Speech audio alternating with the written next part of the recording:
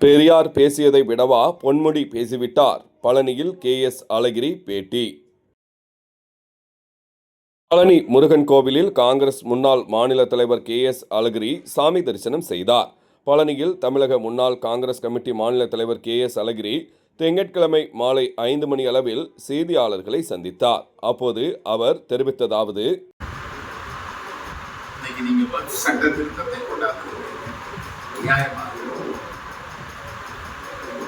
அது என்ன நியாயம் இருக்கிறது? நீங்க பழனி கோயில்ல அரங்காவலராக இந்து அல்லாத 2 பேரை நியமிக்க நாம் ஏற்றுக்கொள்வோமா? நான் மத சார்பின்மை கருத்துடையவர்.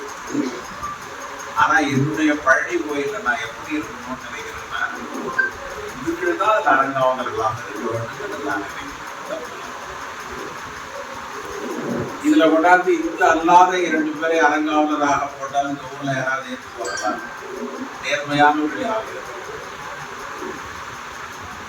அதேதான் இன்றைக்கு நடக்குது. நீங்க ஜுமா மசூதியில போய் இஸ்லாமியர் அல்லாத 2 பேரை போய் போட்டீங்கன்னா என்ன நியாயம் வந்து? அன்னை வேளாங்கண்ணி கோயில்ல போய் கிறிஸ்துவர்கள் அல்லாத 2 பேரை அரங்காவலராக போட்டால் என்ன நியாயம் வந்து?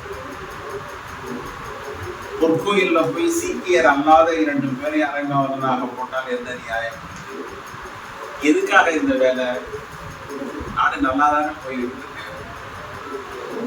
எதுக்காக நாட்டு மேல இந்த தாக்குதல் தொடுக்கணும்? சொல்றேன், தேர்தலில் வெற்றி பெறலாம், பின்னடைவு வரலாம், அதிகாரத்திற்கு வரலாம், வராமல். ஆனா அதற்காக மக்களை இப்படி பதற வைப்பது என்பது தவறானது. மோடி அரசாங்கம் இதை செய்கிறது.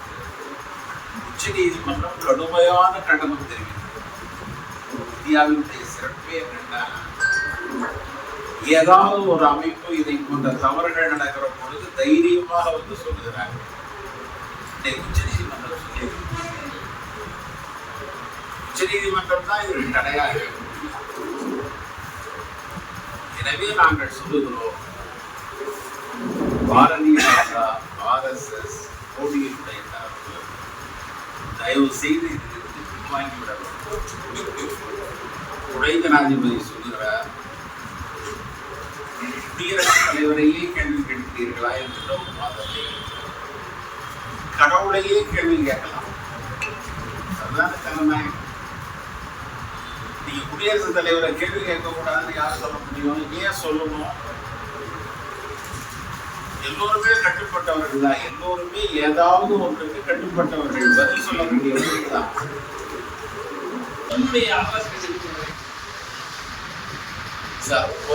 விஷயம்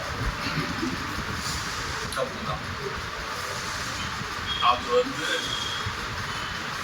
அவர் ஒரு காலத்துல மேடை பேச்சாளராக, பட்டிமன்ற பேச்சாளராக, அப்ப அவர் எது வேண்டாலும் பேசுகிறார். ஆனா இப்பொழுது ஒரு பொறுப்பான அரசியல் கட்சியில அவர் அமைச்சராகவும் இருக்கிறார். ஆனா இதை இவ்வளவு பெருசுபடுத்துறாங்க பாருங்க, அதுதான் அநியாயம். நான் என்ன கேட்கிறேன், பெரியார் பேசாதே அவர் பேசிட்டாரு. தயவு செஞ்சு பெரியார் பேசுறதெல்லாம் நீங்க ரீகால் பண்ணி பாருங்க. பெரியார் பேசாத என்ன பேசிட்டாரு. அடுத்தது இதை கூட ஒரு அரசாங்க மேடையில அவர் பேசுறாரு. திராவிடர் கழக மேடையில அவர் பேசியிருக்கார். நான் திரும்பவும் சொல்றேன், நான் நியாயப்படுத்தல, எனக்கு அது உடன்பாடு இல்லை. காங்கிரஸ் எனக்கு அது உடன்பாடு இல்லை. ஆனாலும் அதற்காக அவர் உடனடியாக தண்டிக்கப்பட்டிருக்கிறார். முதல் கருத்து கனிமொழியிடமிருந்து வந்திருக்கிறார். முதல் கருத்து நீங்க எதிர்கட்சி கூட சொல்ல, எதிர்கட்சி எல்லாம் சொல்றதுக்கு அவங்க கண்டிச்சுட்டாங்க. உடனடியாக முதலமைச்சர் அவருடைய பொறுப்புகளை மாற்றியிருக்கிறார்.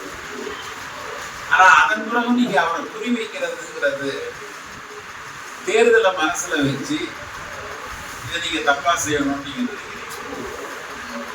பெரியார் பேசுறதெல்லாம் நீங்க அப்படியே ரீகால் பண்ணி பாருங்க. இந்த சமூகம் அதை ஏற்றுக்கொண்டது, அதை கேட்டு சிலாயிச்சு. அந்த கட்சி ஜெயிக்கவும் செஞ்சு பெரியார் யாரும் ஆதரிச்சாரோ அந்த கட்சி ஜெயிக்கும்.